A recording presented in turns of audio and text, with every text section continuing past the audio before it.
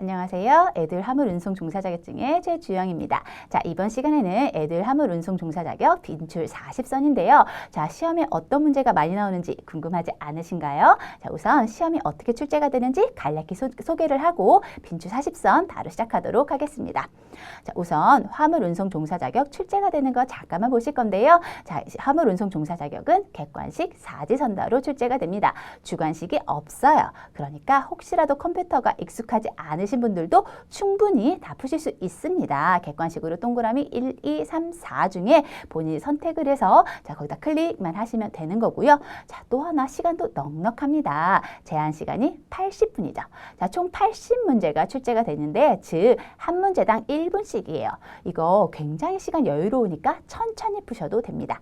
총 80문제가 출제가 되고요. 자, 그런데 이 시험은 굉장히 좋아요. 뭐냐면 100점 만점을 보는 거 또는 너 누구보다 뭐 성적이 높게? 아닙니다. 그냥 60점 이상만 맞으면 합격이 되는 그런 시험이에요. 즉 60점 이상이면 몇 문제죠? 48문제입니다. 48문제 이상 맞으면 합격이니까요. 자, 여러분 전략적인 학습이 중요하겠죠. 자, 100점 안 맞아도 됩니다. 자, 그러면 어떤 게 좀 나한테 익숙을 하고 어떤 문제가 많이 출제가 되는지 반복적으로 보시면 충분히 다 합격을 하실 수 있을 거예요.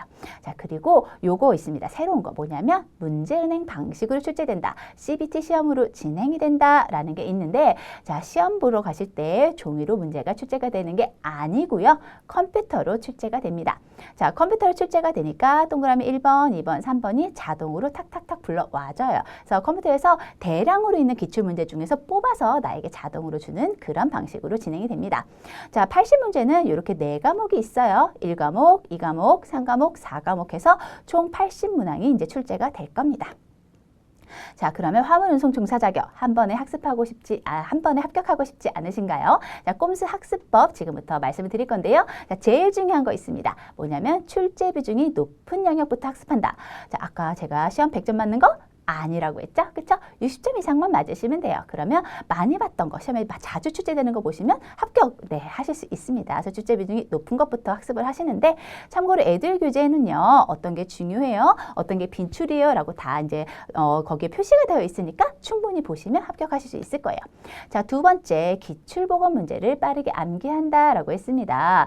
자, 기출, 최신 기출 중요하잖아요. 그래서 최신 기출이 교재에도 많이 수록이 되어 있으니까요. 거기 있는 문제를 빠르게 탁탁탁 보고 암기하시는 게 굉장히 중요하겠죠. 다음 세 번째, 법은 어렵습니다. 법엔 숫자들이 많아요. 그러니까 요거는 조금 시험 직전에 암기하실 수 있도록 저희 애들 교재에서 또 따로 제공을 하고 있으니까요. 이렇게 학습을 하시면 될 것 같습니다. 자, 그러면 시험 보러 가는데 나 조금 준비가 덜 된 것 같은데 아니면 마지막으로 나는 정리를 하고 싶은데 하시죠. 자, 시험 1시간 전에 공부해도 바로 합격할 수 있는 빈출 40선 문제. 자, 지금부터 시작을 하도록 하겠습니다. 자, 1번 문제입니다. 최고 속도의 100분의 50을 줄인 속도로 운행해야 하는 경우가 아닌 것은 그랬습니다. 자, 혹시 100분의 50이라는 게 무슨 말인지 아십니까? 여기 있는 이 100분의 50이라는 말은 속도의 50%를 줄였다라는 거예요. 어머, 속도가 확 줄었네. 자, 여러분 운전하실 때 속도가 확 줄으면 어때요? 맞아요. 뭔가 도로가 굉장히 상황이 어렵게 되겠죠? 자, 그럼 보시면 1번, 눈이 20mm 이상. 굉장히 눈 많이 왔네요. 당연히 속도 줄여야 되겠죠. 자, 동그라미 2번, 폭설, 안개 등으로 가시거리가 100m 이내 안 보여요. 앞이 안 보여요? 당연히 속도를 줄여야 되겠죠. 자, 3번, 노면이 얼어붙었어요. 당연하죠. 미끄러워요. 큰일 나요. 그쵸? 그럼 4번, 오르막길 올라갈 때 굳이? 그쵸? 답은 4번입니다. 그래서 이렇게 학습을 하시면 돼요. 그래서 최고 속도에 100분의 50을 줄인 경우 요거 다시 한번 봐주시고요. 참고로 100분의 50하고요. 100분의 20으로 줄이는 경우도 시험에 출제가 많이 되고 있습니다. 물론 100분의 50이 조금 더 많이 나오긴 하지만 100분의 20으로 되는 거. 자, 100분의 50은 속도가 확 줄었죠.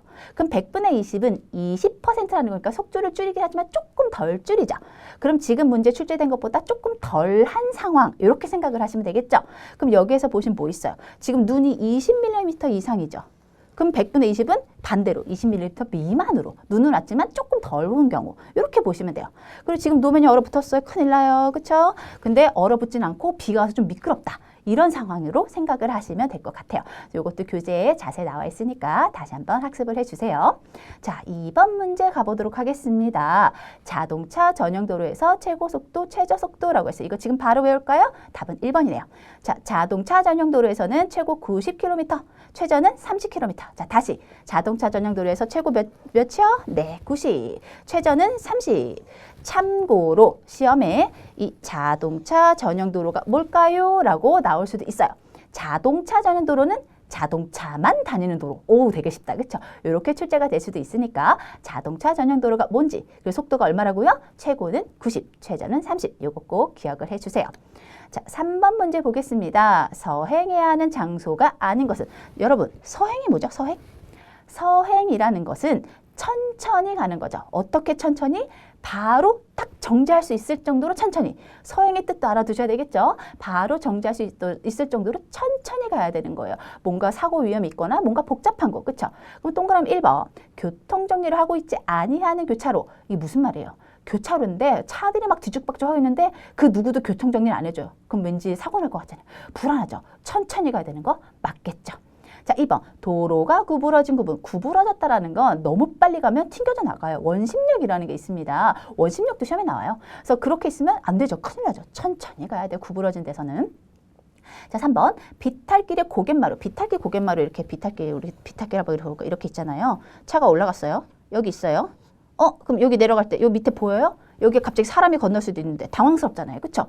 그러니까 당연히 천천히 가야 되겠죠. 여기 뭐가 나타날지 몰라요. 그렇죠? 천천히 가야 돼요. 그러면 4번, 네, 오르막은 아니에요. 어디? 내리막. 다시 한번. 자, 서행해야 되는 장소는 어디라고요? 내리막입니다. 이것도 기억을 해주세요. 자, 4번 문제 보겠습니다. 이런 게 가장 어려워요. 벌점 30점이 부과되는 경우 우리 지금 외울까 봐요. 자, 우선 답은 4번이네요. 자, 우선 첫 번째 30점. 통행구분 위반, 즉 중앙선 침범 안 돼요. 벌점 30점. 자, 두 번째 철길 건널목 통과 방법 위반 역시 30점. 고속도로나 자동차 전용도로 갓길 통해 벌점 30점 맞고요. 자, 근데 속도 위반도 30점 부과되는 게 있어요. 이런 게 좀 어렵더라고요. 그렇죠?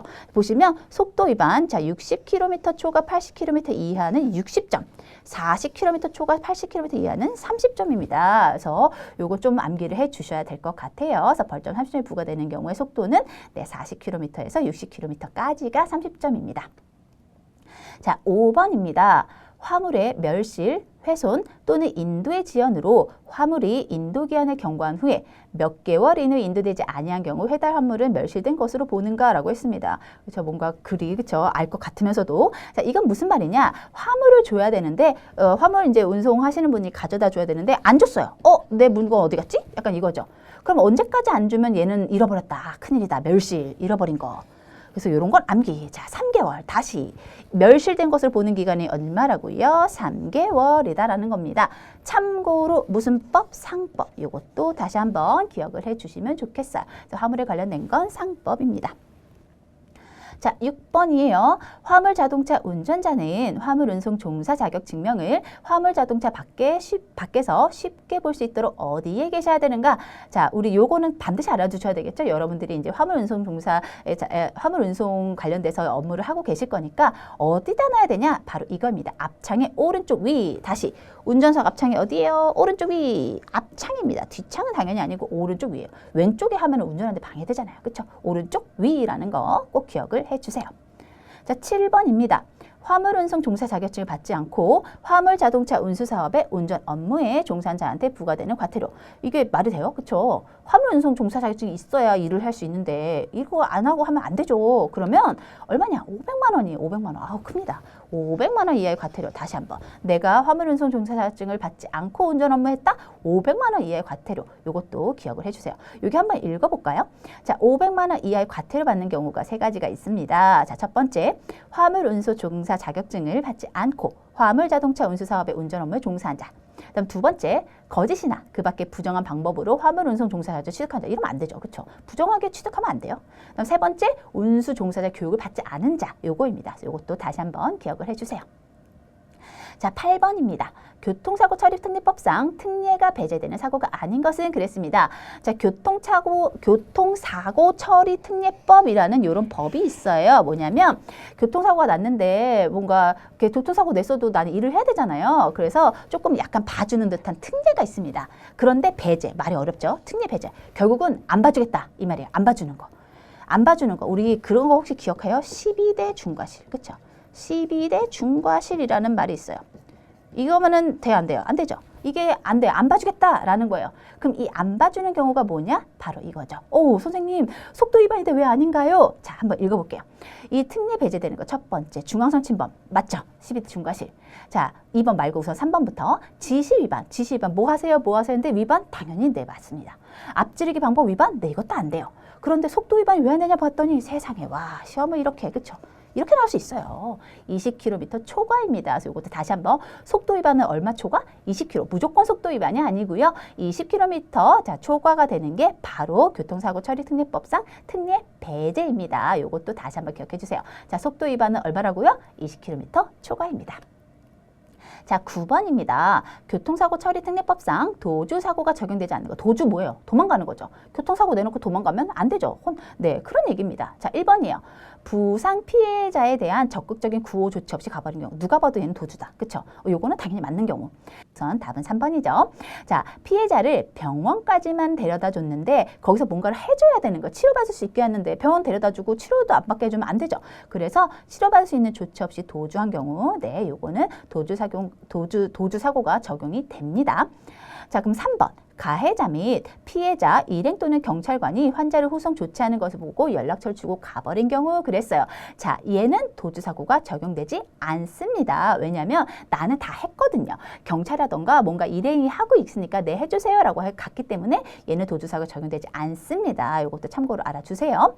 자, 4번. 사고 현장에 있었어도 사고 사실을 은폐하기 위해 거짓 진술 신고한 경우 얘도 뭔가 나쁜 것 같죠? 그렇죠? 그래서 다시 한번 적극적인 구호 조치 없이 가버린 경우 도주사고 맞고요. 병원에 데려다 줬지만 뭔가 치료받지 않게 하고서 가버린 경우 얘도 도주예요. 이것도 기억을 해주시고요. 그다음에 사고 현장에 있어서 은폐하기 위해서 거짓 진술 당해 조주입니다. 하지만 피해자 일행이나 경찰관이 환자를 후송 조치하는 것을 보고 연락처를 주고 갔다. 얘는 도주가 아닙니다. 그래서 이것도 기억을 해주세요. 자, 10번 문제 볼게요. 얘는 생각보다 쉬울 수 있어요. 자, 자동차 검사에 대한 설명으로 옳지 않은 것은 그랬습니다. 자, 1번. 신규 검사. 신규니까 신규지. 아, 쉽다. 자, 신규 검사. 신규 등록을 하려는 경우 실시한다. 신규니까 신규. 오, 쉽다. 자, 임시. 뭔가 임시니까 그냥 잠깐 하는 것 같잖아요. 그래서 자동차 관리 법령이나 자동차 소유자 신청을 받아 비정기적으로 신청해요. 뭔가 평소에 하는 건 아니지만 임시적으로 어쩔 수 없이 하는 경우 있잖아요. 그래서 비정기적, 임시적으로 하는 거. 네, 요거 맞습니다. 자, 3번. 수리검사. 수리검사는 수리인데 수리검사는 좀 말이 이상하죠. 튜닝이 수리인가요? 아니죠. 튜닝은 튜닝 검사입니다. 이렇게 보시면 돼요. 말이 좀 안 맞잖아요. 답은 3번입니다. 자, 4번. 정기니까 정기적으로 한다. 오, 그쵸. 이렇게 생각을 하시면 돼요. 그래서 튜닝한 건 무슨 검사라고요? 네, 튜닝 검사입니다. 자, 11번 볼게요. 다음 중 차량이 2년 초과인 사업용 대형 화물 자동차의 종합검사 유효 기간은입니다. 요거 시험에 참 자주 나오는 거예요. 자, 화물 자동차 종류도 굉장히 많고요. 차량도 여러 가지가 있지만 여러 가지가 출제될 수 있지만 특히 2년 초과 사업용 대형 화물 자동차 자, 종합검사 유효 기간은 6개월입니다. 그래서 6개월에 한 번씩 종합검사를 받으셔야 돼요. 요것도 기억을 해주세요.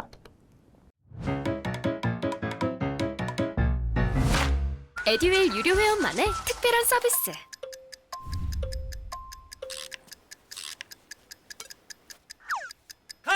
하치하차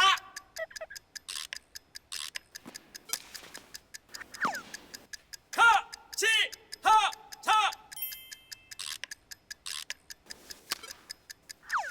정답! 같이 하자 친구야 에듀윌 유료 회원!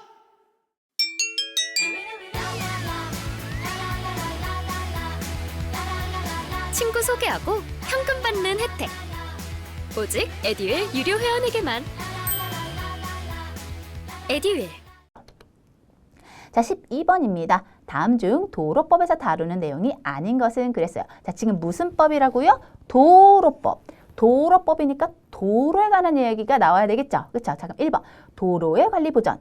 2번 도로망의 계획 수립, 3번 자동차 정밀 검사, 4번 도로 노선의 지정. 자, 도로가 아닌 게 몇 번이에요? 네, 맞아요. 답은 3번이죠. 오, 요건 괜찮다. 그쵸? 도로법이니까 도로, 그쵸? 이렇게 생각을 하시면 될 것 같아요. 자, 밑에 도로법에 대한 거 한번 읽어볼까요? 자, 도로법은 도로망의 계획 수립, 도로 노선의 지정, 도로 공사의 시행과 도로의 시설 기준, 도로의 관리, 보전 및 비용 부담 등에 관한 사항을 규정하여 국민이 안전하고 편리하게 이용할 수 있는 도로의 건설과 공공복리 향상에 이바지 함을 목적으로 한다라고 했습니다. 자, 이제 13번입니다. 차량을 사용하지 아니하고 자동차 전용 도로를 통행하거나 출입한 자의 벌칙 규정은 그랬습니다. 제가 아까 자동차 전용 도로 얘기했죠? 자동차 전용 도로가 뭐예요? 자동차만 다니는 도로, 그렇죠? 자동차 전용 도로에 자동차만 다니는데 자동차를 안 갖고 갔어요. 그럼 뭔가 이제 벌칙이 나와야 되겠죠. 자, 이거 지금 외웁시다. 답은 1번. 자동차 전용 도로를 차를 안 갖고 갔어요? 그럼 1년 이하의 징역이나 1천만 원 이하의 벌금입니다. 오, 여기도 1, 여기도 1, 여기도 1, 1, 1 같이 있네. 자, 자동차 전용 도로를 차를 안 갖고 갔어요. 뭐라고요? 1년 이하의 징역이나 1천만 원 이하의 벌금입니다. 자, 14번입니다. 대기오염의 원인이 되는 가스 입자상의 물질로서 환경부령으로 정하는 것은 그랬습니다.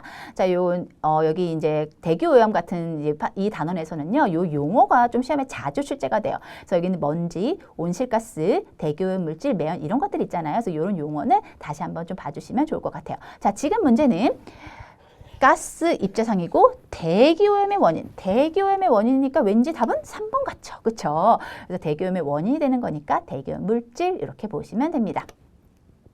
자, 15번입니다. 다음 중 앞지르기 시에 대한 설명을 옳지 않은 것은, 자, 여러분 운전을 하실 때 앞지르기 어떻게 하시나요? 그렇죠? 그 상황을 한번 생각을 해보시면 돼요. 자, 1번입니다. 앞지르기는 앞차보다 빠른 속도로 가속하여 상당한 거리를 진행해야 하므로 앞지르기 할 때 가속도에 따른 위험이 수반된다. 그렇죠? 내가 뭔가 앞지를 때 너무 빨리 가야 되니까 좀 위험이 있죠. 그래서 그런 거 좀 생각을 하셔서 안전운행 하시는 게 좋겠죠. 자, 2번입니다. 앞지르기에 필요한 충분한 거리와 시야가 확보되었을 때 앞지르기 시도한다. 당연한 말이겠죠. 막 가면 안 돼요. 그렇죠? 자, 3번. 앞차의 오른쪽으로 앞지르기 한다. 요거 우리가 한번 앞지르기 상황 생각해 볼까요? 오른쪽일까요? 왼쪽일까요? 자, 네, 얘는 틀렸어요.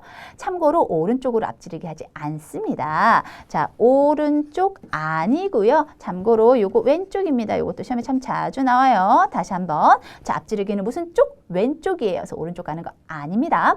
자, 4번. 앞지르기 금지 장소나 앞지르기를 금지하는 때에도 앞지르기 하는 차가 있다는 사실을 항상 염두에 두고 주의 운전한다. 즉, 나 말고 또 다른 위반한 차가 있을 거라는 거죠. 그렇죠? 그러니까 금지하는 데에도 다른 차가 갈 수도 있으니까 난 당연히 안전운전을 해야 된다라는 겁니다. 이것도 맞는 말이겠죠? 답은 3번입니다. 자, 16번입니다. 여름철에 자동차 운전 시 주의사항으로 적절하지 않은 것은 그랬습니다. 자, 여름철에 어때요? 저 굉장히 습하고 비도 많이 오고 더워요. 그럼 자동차에 좀 문제가 많이 생길 수 있겠죠? 지금 1번입니다. 비가 많이 오는 날에는 타이어 홈 깊이가 1mm 이상인지 확인한다. 요게 참 어려워요. 그렇죠? 숫자가 참 어렵습니다. 자, 분명히 타이어에 홈이 있어야 돼요. 홈이 너무 이제 적으면 안 되죠. 그렇죠? 수막 현상 같은 거 생길 수 있어요. 그럼 자, 1mm 이상인지 확인한다라고 했는데 우선 얘가 틀렸습니다. 답은 1번이에요. 1mm가 아니고요. 1.6. 자, 이 숫자는 좀 어려우니까 다시 한번 암기를 할까요? 자, 타이어 홈 깊이는 1.6mm 이상 되는 거. 자, 그런데 동그라미 2, 3, 4번을 읽으면 다 맞는 말이니까 1번이 답이 아닐까라고 의심하게 돼요. 자, 동그라미 2번 볼게요. 내부에 더운 공기를 환기한 후에 주행한다. 당연한 말, 그쵸? 3번. 물에 잠겼어요. 아우, 큰일 났어요. 그쵸? 물에 잠긴 차량은 합선 여부를 확인해야 되겠죠? 당연한 말입니다. 자, 4번. 여름철에는 무더운 날씨 속에 엔진이 과열되기 쉬우므로 냉각 수량은 충분히 확인한다. 당연하죠. 그쵸? 그래서 왠지 1번 답일 것 같아? 네, 이렇게 찍으셔도 됩니다. 자, 이제 17번 볼게요. 차량에 고정된 탱크를 주차할 경우에 옳지 않은 것은, 자, 차량에 탱크가 있죠. 탱크에 뭔가 위험물질이 있으니까 그걸 좀 조심을 하자라는 문제입니다. 자, 1번입니다. 차량 운전자가 차량으로부터 이탈하여 휴식을 취할 경우에 최대한 멀리 떨어져서 휴식을 취한다라고 했는데, 자, 우선 1번은 틀렸어요. 여기 참 시험에 이 탱크라든가 뭔가 위험물질 같은 게 좀 종종 출제가 되고 있는데 그때 항상 나오는 게 이거예요. 뭐냐면 얘네가 위험하니까 혹시라도 차에 문제가 생기면 내가 얼른 가서 뭔가 조치를 취해야 되잖아요. 근데 최대한 멀리 떨어지면 내가 조치를 취할 수가 없죠. 내 눈에 보이는 곳에 있어야 됩니다. 그래서 최대한 멀리가 아니고 항상 눈에 띄게 있어야 돼요. 운전자가 항상 예의주시하고 있어야 된다는 거 요거 기억을 해주세요. 그럼 동그라미 2번 볼게요. 자, 교통량이 적고 부근에 화기가 없는 안전하고 집안이 평탄한 장소를 선택하여 주차한다. 당연하죠. 그쵸? 이건 당연한 말. 자, 3번. 주택 및 상가 밀집 지역이나 복잡한 곳일 경우 지나쳐서 주차하죠. 그쵸? 괜히 사람 많고 주택가에서 사고 나면 큰일 나잖아요. 그쵸?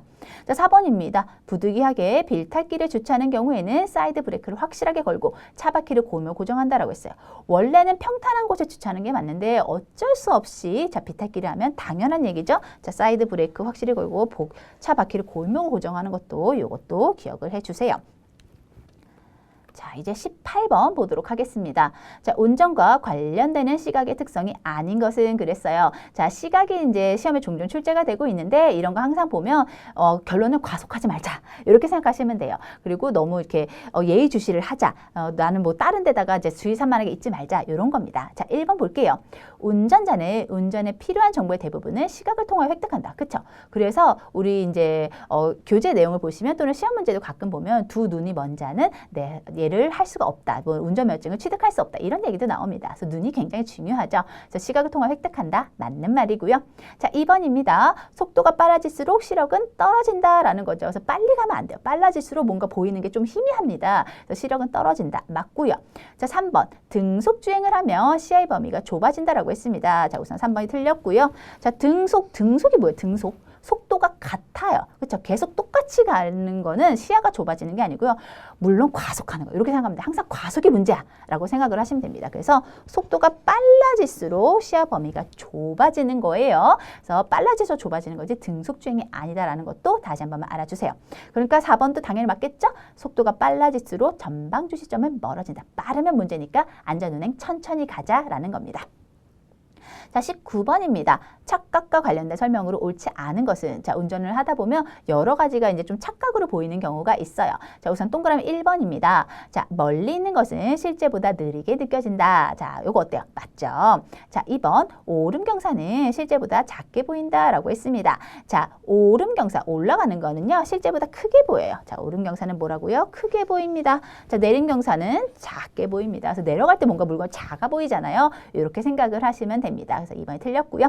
자, 3번 주시점이 가까운 좁은 시야에서는 빠르게 느껴진다고요. 그 다음에 4번 큰 경사는 실제보다 크게 보여요. 그래서 이런 것도 있다라는 거 참고로 알아두세요.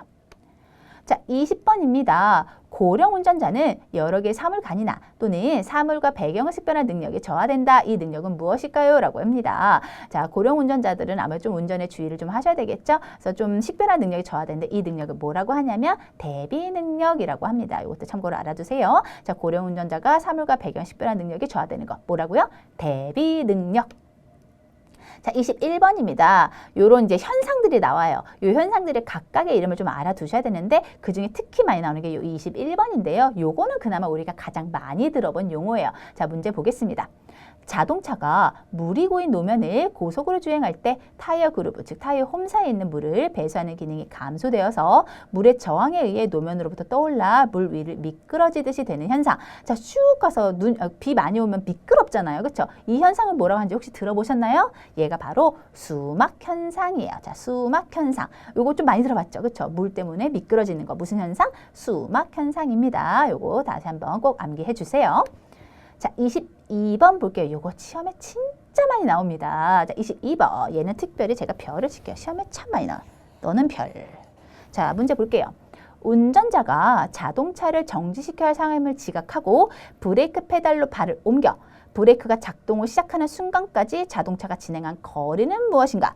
자, 우선 문제에서 거리를 물어봤죠. 그러니까 꼭 답이 거리여야 돼요. 시간 아니에요. 이게 거리하고 시간이 두 개가 나올 수가 있거든요. 그러니까 거리인지 시간인지 꼭 확인을 하시고 얘는 다 거리네요. 자, 우선 얘를 보시면 정지시켜야 할 상황임을 지각하고 브레이크 페달을 옮겨. 무슨 말이에요? 저 앞에 뭔가 문제 생겼어. 나는 지금부터 차를 정지시켜야 돼. 인지를 하고 브레이크에 딱 발을 올리는 그때까지. 그때까지가 바로 공주거리예요. 공주거리. 그렇죠? 요게 공주거리고요. 그러면 자, 우리 다시요. 저 문제가 생겼다. 지각을 했다. 브레이크 페달로 발을 옮겼다. 밟을 때까지가 공주거리. 그럼 밟아서 차가 정지해야 되겠죠. 거기까지를 제동거리라고 해요. 무슨 말인지 아셨죠? 공주거리는 내가 인지해가지고 브레이크 페달 가는 거. 그 다음에 브레이크 페달부터 차가 정지할 때까지 제동거리. 이거 쉽죠? 제동거리. 그리고 이 두 개를 합한 걸 정지거리라고 하는 거예요. 그렇죠? 이 세 가지의 용어를 다 알아두셔야 돼요. 공주거리, 제동거리, 정지거리의 뜻 알아두시고요. 참고로 요거에 대한 시간을 공주시간, 제동시간, 정지시간이라고 하겠죠. 그래서 시간인지 거리인지까지도 구분을 하시면 좋겠습니다. 자, 23번 문제 볼게요. 얘는 어렵지만 자세히 읽으면 되게 쉬운 문제. 자, 보겠습니다. 클러치를 밟고 있을 때 달달달 떨리는 소리와 함께 차체가 떨리는 경우에는 어느 부분에 고장을 보는 거야? 자, 나 지금 뭘 밟았어요? 클러치! 그러니까 왠지 다 몇 번일 것 같아요. 클러치니까 클러치지. 그렇죠? 이렇게 생각하시면 돼요. 내가 좀 차에 대해서 익숙하지 않아 라고 해도 아, 클러치니까 클러치가 아닐까 하면 우연히 맞는 그런 문제가 되겠습니다. 그래서 달달달 떨리는 건 뭐라고요? 클러치. 참고로 얘는 클러치 릴리스 베어링 고장이다라는 것도 참고로 알아주세요. 자, 24번입니다. 다음 중 길, 어깨, 갓길에 대한 설명으로 옳지 않은 것은 이라고 했죠. 자, 혹시 길, 어깨라는 단어 들어보셨나요? 우리 갓길이라는 용어를 많이 쓰죠. 근데 시험에서는요, 길, 어깨라는 용어가 참 많이 나옵니다. 같은 말이에요. 가끔 시험에서 다음 중 길, 어깨에 대한 정의는 이렇게 물어볼 수도 있어요. 길, 어깨가 뭐야? 라고 하지 마시고 아, 얘가 갓길이구나. 이렇게 생각하고 문제를 푸시면 됩니다. 자, 동그라미 1번 볼게요. 길 어깨가 넓으면 고장 차량을 주행차로 밖으로 이동시킬 수 있기 때문에 안전성이 크다. 우리 갓길 생각하시면 넓으면 딱 데려가면 좋겠죠. 자, 2번입니다. 포장된 노면보다는 토사나 자갈 또는 잔디가 더 안전하다. 여러분 어떠세요? 어떤 게 더 안전할까요? 당연히 포장이 안전하죠. 그렇죠? 포장을 해놓으면 딱 거기에 세우면 되는데 막 토사나 자갈 잔디 있으면 비 오면 파이고 막 자갈 같은 거 튈 수도 있잖아요. 그렇죠? 그러니까 당연히 포장이 더 안전하다라는 거, 포장된 노면이 더 안전하다라는 것도 다시 한번 기억을 해주시고요. 자, 동그라미 3번 그럼 당연히 맞겠죠? 측방의 여유폭을 가짐으로 교통의 안전성과 쾌적성에 기여한다. 뭔가 이렇게 길 어깨가 좀 넓으면 운전할 때 좀 편하지 않나요? 네, 이렇게 생각하시면 되고요. 자, 4번입니다. 절토부 등에서는 곡선부의 시거가 증대되기 때문에 교통의 안전성이 높다. 자, 참고로 이 절토부라는 단어는 토지를 깎았어요. 좀 평탄하게 만들었다라고 보시면 돼요. 그럼 아무래도 막 토지가 이렇게 막 흙이 쌓여 있는 것보다는 거기 토지를 깎았으니까 뭔가 앞이 다 보이겠죠. 그렇죠? 시야가 확보가 되겠죠. 그러니까 곡선부 같은 경우에는 좀 옆에 이제 다 보여야 되잖아요. 그래서 곡선부의 시거가 증대되기 때문에 안전성이 높다. 이렇게 보시면 됩니다.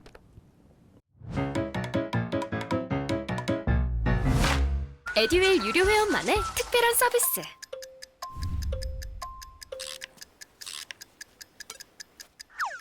같이 하자.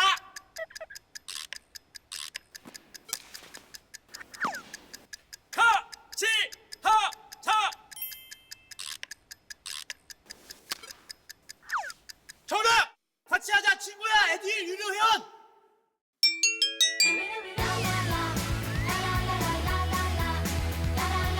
친구 소개하고 현금 받는 혜택. 오직 에듀윌 유료 회원에게만. 에듀윌. 자, 25번이에요. 요런 거 조금 어려워요. 자, 25번. 다음 용어에 대한 설명이 옳지 않은 것은 그랬습니다. 자, 오르막 차로. 오르막이니까 올라가는 차로겠죠? 근데 요런 게 있습니다. 자, 오르막 구간에서 저속 자동차를 다른 자동차와 분리하여 통행시키기 위해 설치한 차로. 얘를 오르막 차로라고 해요. 그래서 가끔 이렇게 오르막에 보시면 옆에 이게 다른 차로가 하나씩 있잖아요. 그게 바로 이런 겁니다. 저속 자동차가 분리해서 할 수 있게 하는 게 오르막 차로고요. 자, 2번입니다. 차로수. 차로가 몇 개 있냐? 이거잖아요. 차로수. 자, 오르막 차로, 회전 차로, 변속 차로 및 양보 차로를 포함하여 양방향 차로수를 합한 거. 자, 얘는요. 틀렸어요.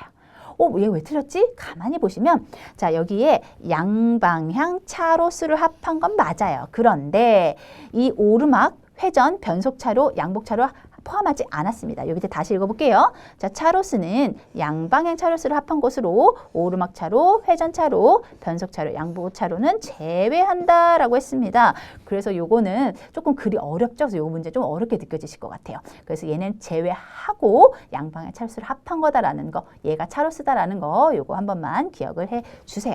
자, 이제 동그라미 3번 보도록 하겠습니다. 자, 동그라미 3번이에요. 자, 회전차로가 있습니다. 우리 회전차로 아시죠? 이게 가끔 가다 보면 회전차로가 있잖아요. 자, 회전차로, 자동차가 우회전, 좌회전 또는 유턴을 할 수 있도록 직진한 차로와 분리하여 설치하는 거. 요거 회전차로 맞죠? 자, 4번입니다. 변속이죠. 자동차를 가속시키거나 변속, 속도를 변하게 한다. 이거죠. 가속이나 감속시키기 위해 설치한 차로, 변속차로 맞습니다. 그래서 답은 몇 번이라고요? 네, 2번이었죠. 자, 26번 보도록 할게요. 자, 운송장 부착 시 주의사항으로 옳지 않은 것은 그랬습니다. 자, 이제 운송장 같은 거 나오잖아요. 지금 이제 화물 취급 요령이죠. 운송장 같은 거, 우리 택배 같은 거 보시면 위에 운송장 붙어 있잖아요. 그 얘기가 나옵니다. 항상 운송장은 잘 보여야 돼요. 중앙에 딱 붙여놓는다. 떨어지지 않게. 이렇게 생각을 하시면 돼요. 자, 1번입니다. 박스에 모서리나 후면 또는 측면에 부착하여 혼동을 주어서는 안 되죠. 중앙에. 그래서 잘 보이게 딱 붙여놓는다고요. 그래서 1번 맞습니다. 자, 2번입니다. 운송장이 떨어질 우려가 큰 물품의 경우에는 송화인의 동의를 얻어서 포장재의 수행 주소 및 전화번호 등 필요한 사항 기재하도록 한다라고 했어요. 그래서 가끔 보면 이런 거 써 있잖아요. 그래서 2번도 맞습니다. 자, 3번이에요. 운송장 부착은 원칙적으로 접수 장소에서 매 건마다 작성해 부착하는 거 역시 맞습니다. 그래서 하나, 둘, 셋, 넷 있잖아요. 여러 개 하나하나 다 작성해야 되는 게 맞고요. 자, 4번입니다. 박스 물품이 아닌 쌀이나 매트나 카펫 등은 물품의 모서리에 운송장 부착한다. 제가 아까 뭐라고 했죠? 모서리 아니라고. 중앙. 모서리 아니에요. 어디라고요? 중앙. 잘 보이게 부착하는 겁니다. 그래서 4번 맞습니다. 4번이 틀렸죠. 자, 27번 볼게요. 포장의 기능에 대한 설명으로 옳지 않은 것은 얘는 이렇게 가만히 읽어보면 뭔가 글이 안 맞는 게 하나 있어요. 자, 읽어볼게요. 동그라미 1번입니다. 표시성. 표시, 뭔가 표시하는 거죠. 인쇄나 라벨 붙이기 등이 포장에 의해 표시가 쉬워진다. 표시니까 표시. 뭔가 맞는 말 같죠? 자, 2번입니다. 상품성. 생산 공정을 거쳐서 만들어진 물품은 자체 상품뿐만 아니라 포장을 통해 상품화가 완성된다. 상품이니까 상품화 맞습니다. 자, 3번 판매 촉진성. 뭔가 판매를 잘해야 되겠죠? 그래서 판매 의욕을 환기시킨과 동시에 광고 효과가 많이 나타난다? 맞습니다. 그럼 4번이 틀린 것 같은데 자 볼까요? 뭐가 틀렸나? 편리성. 이물질의 혼입과 오염으로부터 보호한다. 보호하는 게 편리인가요? 그렇죠? 보호? 편리? 뭐가 이상하죠? 얘는 틀렸네? 네, 맞습니다. 틀렸어요. 뭐냐면 자, 편리성은 공업포장, 상업포장에 공통된 것으로서 설명서나 증서나 서비스품, 팜플릿 등을 넣거나 진열이 쉽고 수송하여 보장이 편리하다. 그러니까 너무 말이 어렵죠? 편리성이니까 편리 이렇게 보시면 되고요. 보호성이니까 보호 이렇게 생각을 하시면 됩니다. 그래서 4번이 틀렸었네요. 자, 28번 문제 볼게요. 화물을 옮길 때 안전수칙으로 적절하지 않은 것은 그랬습니다. 자, 1번입니다. 화물을 적재할 때에는 소화기, 소화전, 배전함 등의 설비 사용에 장애를 주지 않도록 해야 된다. 이거 당연한 말이죠. 그렇죠? 자, 2번입니다. 높은 곳에 화물을 옮길 때는 안전모 착용한다. 그렇죠? 떨어져서 나 다치면 어때요? 그렇죠? 안 되죠. 안전모 착용해야 되는 거 맞고요. 자, 3번입니다. 화물이 무너질 위험이 있을 때는 로프를 사용하여 묶거나 망을 치는 등의 위험 방지를 위한 조치를 해야 된다. 당연한 말이죠. 1, 2, 3번 맞아요. 그럼 4번이 틀렸는데 자, 동일 규격끼리 적재하지 않는다. 자, 우리 뭔가 이렇게 화물을 옮긴다라고 할 때 또는 적재한다라고 할 때 같은 아이들끼리 있으면 보기에도 좋고 얘를 옮기기도 쉽고 적재하기도 쉽지 않을까요? 그렇죠? 근데 동일 규격끼리 하지 않는다. 뭐가 말이 이상하죠? 그렇죠? 얘는 틀렸습니다. 자, 보시면 동일 규격끼리는 적재해야 되겠죠. 같은 아이들끼리 하는 게 당연하겠죠? 그래서 4번이 틀렸습니다. 자, 29번입니다. 자, 풀 붙이기와 밴드 걸기 방식을 병용한 것으로 화물의 붕괴를 방지하는 효과를 높이는 방법 무엇인가라고 했습니다. 여기 방식이 되게 많죠. 여기는 여러 가지 방식들에 대해서 용어를 많이 물어봐요, 시험에서. 근데 29번은 어려운데라고 했지만 가만히 제 문제를 째려보면 뭔가 문제에 답이 있어요. 찍어도 맞을 것 같은 그런 느낌이 들어요. 자, 보시면 풀 붙이기 있죠? 밴드 걸기를 같이 했어요. 풀하고 밴드를 같이 했으니까 뭔가 답이 얘인 것 같은 느낌이 들지 않나요? 그렇죠? 이렇게 찍으셔도 돼요. 그래서 여기는 용어들을 다 아시는 게 좋긴 한데 사실 이 문제가 제일 쉬워요. 풀 붙이기하고 밴드 걸기를 같이 했다. 그러니까 수평 밴드 걸기, 풀 붙이기. 뭔가 용어가 두 개가 짬뽕이 돼 있죠. 그래서 이렇게 보시면 됩니다. 자, 30번입니다. 고속도로 운행 시 제한되는 차량을 옳지 않은 것은 이 문제 어려워요. 숫자를 다 외워야 돼요.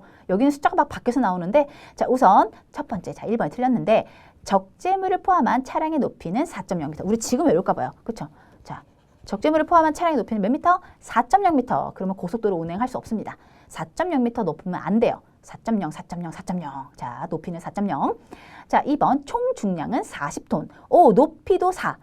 톤 총 중량도 40톤. 그렇죠? 4.0m 총 중량은 40톤 넘으면 안 돼요. 자, 그 다음에 차량의 축하중. 축하중은 10톤. 이것도 외우셔야 되고. 자, 적재물을 포함한 차량의 폭이 2.5m를 초과해도 안 됩니다. 그래서 요거 숫자들이 좀 암기가 좀 어려우니까 다시 한번. 자, 적재물을 포함한 차량의 높이는 4.0m, 차량의 총 중량은 40톤, 축하중은 10톤. 그다음에 차량의 폭은 2.5m 초과하면 고속도로 운행이 제한이 됩니다. 자, 31번입니다. 화물의 인수요령에 대한 설명으로 옳지 않은 것은 그랬습니다. 자, 1번입니다. 도서지역의 경우에 모든 화물은 반드시 착불로 처리한다라고 했죠. 자, 도서지역, 이렇게 도서 상간 같은 데 있잖아요. 근데 반드시 착불 처리하면 차가 좀 지나가기 힘들 수도 있잖아요. 그렇죠? 그러면 여기는 참 어려워요. 그래서 여기 밑에 써 있죠. 도서지역의 경우 차량이 직접 들어갈 수 없는 지역은 착불로 거래 시 운임을 징수할 수가 참 곤란해요. 그렇죠? 그래서 소비자 양해를 얻어서 운임이 도서료는 선불로 처리한다라는 거. 자, 요거 좀 다시 한번 기억해 주시고요. 자, 동그라미 2번 읽어볼게요. 제주도 및 도서지역의 경우에는 그 지역에 적용되는 부대 비용, 항공료라든가 도선료 등을 수화인에게 징수할 수 있으면 반드시 알려주고, 그렇죠? 좀 멀으면 더 이렇게 추가가 될 수 있다는 거죠. 그래서 이해를 구하는 인수한다. 자, 3번입니다. 운송인의 책임은 물품을 인수하고 운송장 교반 시점부터 발생한다라는 거고요. 자, 4번 항공료가 착불인 경우에는 기타란에 항공료 착불이라고 기재하고 합계라는 공란을 비워둔다라는 것도 이것도 꼭 읽고서 본인 걸 만들고 넘어가시면 좋겠네요. 자, 32번입니다. 그래서 이런 용어가 나오는 게 조금 어려워요. 다 암기를 하셔야 됩니다. 자, 산업 현장에 일반적인 화물 자동차의 호칭에 대한 설명으로 옳지 않은 것은 그랬습니다. 자, 보니 트럭이라는 용어가 있어요. 바로 여기 써 있죠. 원동 기부의 덮개가 운전실의 앞쪽에 나와요. 가끔 이렇게 달리다 보면 덮개가 앞쪽에 나와 있는 트럭이 있어요. 이걸 뭐라고 하냐면 보니 트럭 이렇게 부릅니다. 자, 동그라미 2번. 자, 글이 기네요. 캡 오버 엔진 트럭. 원동기의 전부 또는 대부분이 운전실의 아래쪽에 있는 트럭. 얘가 캡 오버 엔진 트럭입니다. 자, 3번 밴. 상자형 화물실을 갖추고 있는 트럭. 얘가 바로 밴입니다. 자, 그럼 4번이 틀렸는데요. 답은 4번이죠. 자, 픽업이라는 게 있어요. 자, 보시면 수송 물품을 냉각제를 사용하여 냉장하는 설비를 갖추고 있는 특수용도라고 했죠. 냉각제가 있잖아요. 냉각제, 냉장. 요 밑에 써 있죠. 냉각제를 냉장이니까 얘는 냉장차예요. 냉각제 냉장은 냉장차. 그럼 픽업은 뭐냐면 가끔 픽업에 대한 정의를 물어보기도 해서 픽업은 조금 여기 있는 것도 다 알아주지만 특히 픽업은 반드시 알아두세요. 자, 픽업. 픽업 뭐냐면 화물 지붕이 없어요. 지붕도 없고 옆판이 운전대와 일체로 되어 있는 거. 얘를 픽업이라고 합니다. 이 용어는 조금 어렵죠. 다시 한번 읽어볼게요. 픽업. 화물실에 지붕이 없고 옆판이 운전대와 일체로 되어 있는 화물 자동차. 얘가 뭐라고요? 네, 픽업입니다. 자, 33번입니다. 자, 이사 화물이 나왔네요.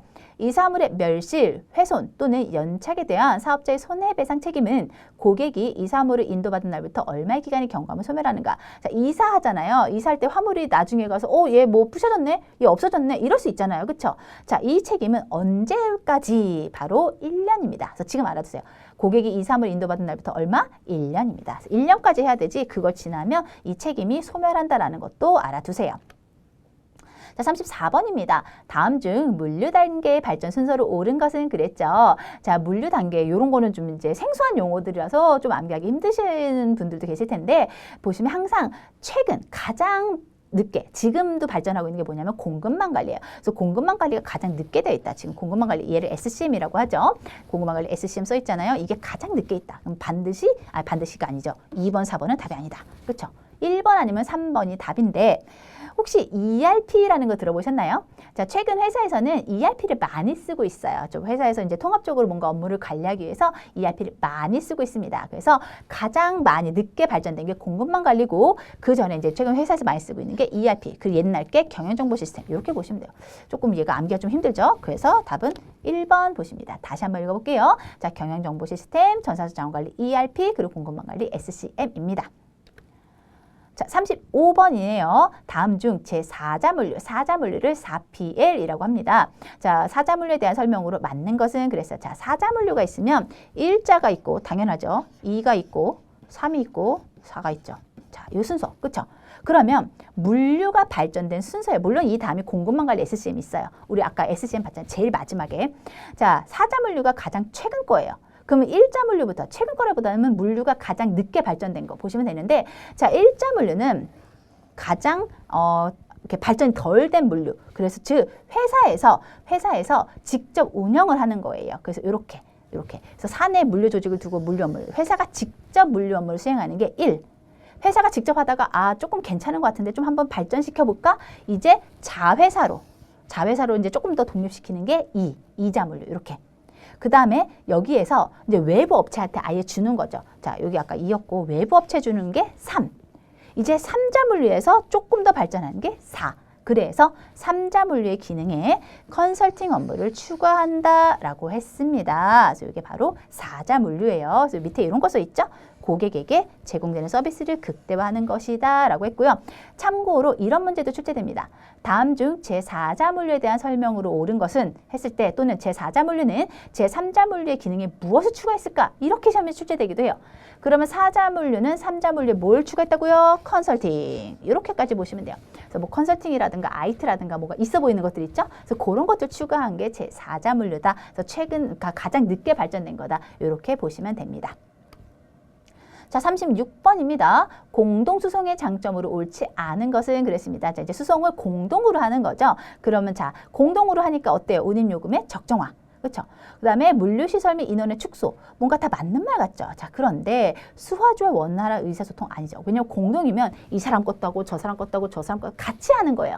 같이 하다 보면 아무래도 하나의 업체랑 하는 것보다는 조금 의사소통이 부족할 수도 있겠죠. 여러 개를 한꺼번에 하니까. 그래서 그렇게 보시면 됩니다. 그래서 공동수송은 수화조와 의사소통이 부족할 수 있다. 라는 것도 기억을 해주세요. 그럼 다시 장점 읽어볼게요. 자, 첫 번째 운임요금이 적정하겠죠. 아무래도 좀 저렴하겠죠. 공동으로 하니까. 자, 2번 물류시설이나 인원도 축소가 될 수 있고요. 자, 4번 여러 운송업체와의 복잡한 거래 교섭도 감소가 될 수 있겠죠. 그래서 이렇게 보시면 됩니다. 자, 37번 문제입니다. 이제 직업에 대한 얘기가 나왔어요. 직업의 사명감과 소명의식을 갖고 정성과 정열을 쏟을 수 있는 곳을 의미하는 직업의 의미. 아우, 뭔가 거창한 직업이 나왔죠. 뭔가 자, 사명감, 소명의식, 정성, 정열. 그렇죠? 이거 뭐랑 관련이 있는 것 같아요? 네, 정신적입니다. 그렇죠? 경제는 조금 그렇죠. 경제적인 건 돈 버는 얘기잖아요. 사회까지는 철학은 너무 있어 보인다. 넌 너무 있어 보여. 그렇죠? 정신까지만 합시다, 우리. 그래서 얘는 뭐라고요? 정신적 의미다라는 거. 자, 다시요. 사명감, 소명의식, 정성, 정열은 정신적. 이렇게 보시면 됩니다. 자, 38번입니다. 철도나 선박수송과 비교한 트럭수송. 자, 이 말 뜻이 혹시 이해가 되나요? 철도 선박 말고 트럭. 우리 트럭 있잖아요. 길에 다니는 그 트럭 수송이 철도 선박보다 뭐가 좋니? 이렇게 물어보는 거예요. 자, 그럼 1번. 중간 하역이 불필요하며 자, 포장의 간소화 간략화가 가능하다라고 했습니다. 자, 어때요? 맞죠? 그쵸? 중간 하역이 불필요해요. 어차피 트럭이니까 우리 집 앞에 오잖아요. 그쵸? 기차나 배는 우리 집 앞에 오지 않아요. 그쵸? 우리 집 앞에 안 와서 뭔가 포장을 막 해야 되고 뭐 중간에 뭔가 해야 되지만 트럭은 우리 집 앞에 와요. 우리 회사에 와요. 그렇기 때문에 중간에 내릴 필요가 없어요. 중간 하역이 불필요해요. 그리고 포장을 간소화 간략하게 하죠. 조금씩 올 수 있잖아요. 그런데 자, 2번. 광학, 스모그 등의 공해 문제가 발생하지 않는다. 트럭, 그쵸? 아시죠? 스모그 많이 나와요. 그러니까 공해 같은 게 좀 많이 생기잖아요. 아무래도 철도나 선박보다는 트럭에서 훨씬 더 매연이 많이 나오고 있죠. 그래서 공해 문제가 발생합니다. 그래서 이런 게 좀 공해가 빨리 해소가 됐으면 좋겠네요. 그래서 공해 문제가 발생하는 단점이 있겠죠. 그래서 2번이 네, 틀렸습니다. 자, 3번. 싣고 부림 횟수가 적다. 아까 1번하고 비슷해요. 자, 중간 하역이 불필요하죠. 그러니까 올렸다 내렸다 할 필요가 없어요. 트럭에서는. 그러니까 당연히 싣고 부림 횟수가 적겠죠. 자, 4번입니다. 문전에서 문전으로 우리 집 앞에 온다라는 거죠. 그래서 배송 서비스를 탄력도 행할 수 있다. 문전에서 문전, 우리 집 앞 또는 우리 회사 앞 이렇게 생각하시면 돼요. 맞겠죠. 그래서 답은 몇 번? 2번입니다. 자, 39번이에요. 배달 시 행동하는 방법으로 옳지 않은 것은 내가 뭔가 배달액을 해야 된다. 그럼 그 행동 방법. 자, 1번. 고객이 반품 등을 문의할 때는 성시 답변한다. 그렇죠. 당연히 성시 답변해야지 막 그냥 됐어요. 이러고 가면 안 되죠. 그렇죠. 1번 당연히 맞는 말. 자, 2번입니다. 배달 완료 후에 파손 등으로 배상 요청 시 반드시 현장 확인해야 된다. 요거 참고로 알아두세요. 자, 현장에 가야 돼. 현장. 요것도 왜냐하면 파손 등을 요청했는데 이게 사진으로 보면 이게 정말 파손이 된 건지 뭔 상황인지 모르잖아요. 반드시 확인해야 나중에 문제가 없습니다. 현장 확인 요거 잊지 마시고요. 자, 3번입니다. 고객이 부재 시에는 부재 안내표를 이용해 문 밖에 부착한다. 요게 좀 어려워 이 문제가. 자, 3번이 틀렸는데요. 이거 왜 틀렸지? 부지 안내표 맞는데 근데 뭐냐면 문 밖에 부착하는 게 틀렸어요. 왜냐면 부지 안내표에는 어디에서 왔어요? 받으시는 분이 누구예요? 막 이런 거 다 써놓잖아요. 그렇죠? 나 몇 시에 왔어요? 누구? 막 이렇게 화물명 이런 거 막 써놓을 수 있잖아요. 개인정보잖아요. 그렇죠? 혹시라도 이게 문제가 생길 수 있으니까 문 밖에 부착은 절대 하고 웬만하면 문 안으로 집어 넣어주는 게 좋아요. 그래서 이것도 좀 알아두세요. 그래서 문 밖에 부착하는 게 틀렸습니다. 그다음에 4번 배달과 관계없는 말 하지 않는다. 당연하죠. 쓸데없는 말 하면 안 돼요. 그래서 답은 3번입니다. 자, 마지막 40번 문제예요.